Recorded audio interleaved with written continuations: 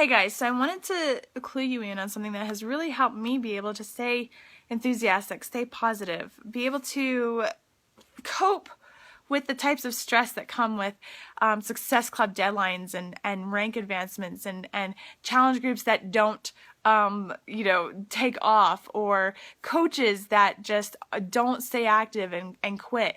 I used to just cry over everything, and I felt devastated. I felt like I wasn't doing any good, and things weren't working, and I don't know how many times I said, I'm gonna quit, this just isn't working. And it was something that one of the coaches I'm connected to said, are you visualizing one of the moments in your life that has significance for why you're doing coaching? And I said, well, I kind of think about it, and they said, wake up every morning a little bit earlier than you usually do to visualize, to feel that, to pretend that that day is the day that you accomplish that. And I said, I already get up so early. And she said, but are you accomplishing what you want to accomplish? Are you working really hard but not reaching what you want to reach? And she said, it's not about working harder, it's about working smarter. And a smart way to work is to have the energy and be able to put out into the world that energy. And if you're working and you don't have enthusiastic positivity, if you don't have energy, then people are going to feel that, and they're not going to join you, because nobody's joining you because of Shakeology. Nobody's joining you because of working out. People are joining you because you have a vision and you have a plan of where you're going, and that's rare these days, and people want that, and people want to be connected to people who can help them get to where they want to go. And so I started doing that. So every morning I am up at 4:30 in the morning, and that 30 minutes I take for prayer and visualizing, so that I literally get excited about every day. I don't wake up happy. I don't wake up excited. But I set my alarm at that time, and then I have my alarm go off again at 5, and I say my prayers, and I visualize the day that has significance to me. And I found this in my notebook, because I was going through my notebooks to see what was still useful and what was scribbled on by the kids. And I wanted to read this to you, because I wrote this back in December of 2013. And it's got the date July 3rd, 2020, and the reason for that is because that is a Friday, and it is Thursdays that our Beach Body paychecks are deposited. So this is Friday, July 3rd, 2020, and that has a really significant meaning for me anyway, because Cameron and I met on July 2nd. We met, and it was July 3rd that he and I kissed and became boyfriend and girlfriend back in 2004. And so this weekend is a July weekend, July 4th weekend. It's an Independence weekend. It's the weekend that Cameron and I met. It has all sorts of significance, and that's why I also picked it, because I want it to have even more significance. So let me read this. This is what I read to myself every morning. Cameron and I wake up early so that it's quiet before the kids wake up. We probably were up through the night with someone stiffly nosed or some sort of teething, but we get up and we kneel by the bed. It's my turn to say the prayer, but I'm choking up and I can't quite get the words out. So Cameron finishes for me. We take a moment and we stand in our room, hugging each other as we compose ourselves. Then we make our way down the stairs, trying not to trip on whatever toy or shoe was left there, and we head to the office in the garage. It's super hot, and I turn on the air conditioner as Cameron starts the computers up. I stop him and say something to the effect of, wait, we need to take pictures of this, and I don't want to be in my PJs. And he says, no, this moment is ours. We have worked too hard together in this office alone, and we can take this moment alone to do this, and we can get dressed and do formal pictures later. The kids will be up and we can take them as a family. So we pull the chairs up close, and I on my computer check the deposit from Beachbody and that everything has cleared. Cameron opens up his laptop to the Wells Fargo page and goes to our mortgage account.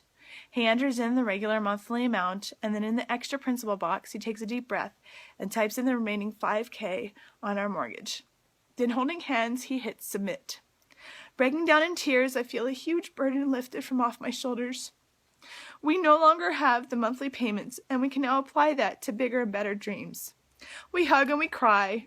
Okay, I cry, and then we hug some more, until we hear footsteps coming down the stairs and a "Mom, Dad," from one of the kids, probably Gigi, with a need of some sort. She's up way too early, but it's okay. We don't send her back to bed. We move forward for the day as mom and dad, enjoying the day. As the rest of the nation celebrates freedom that weekend, our family will celebrate it on an even deeper level. Husband and wife, mother and father, we're leaving a legacy for our family.